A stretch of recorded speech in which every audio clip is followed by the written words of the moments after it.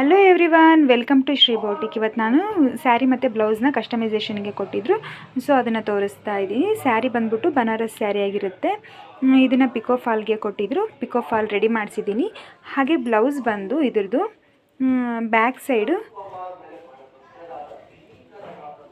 ಈ ರೀತಿ boat neck ಪ್ಯಾಟರ್ನ ಕೊಟ್ಬಿಟ್ಟು ಇಲ್ಲಿ ಕೀ ಹೋಲ್ ಕೊಟ್ಟಿದ್ದೀವಿ. ಇನ್ನೂ ಹುಕ್ ಆಗಬೇಕಿಲ್ಲೆಲ್ಲ, ಕಂಪ್ಲೀಟ್ ಆಗಿಲ್ಲ, ವಿಡಿಯೋಗೋಸ್ಕರ ತೊಗೊಂಡಿದ್ದೀನಿ.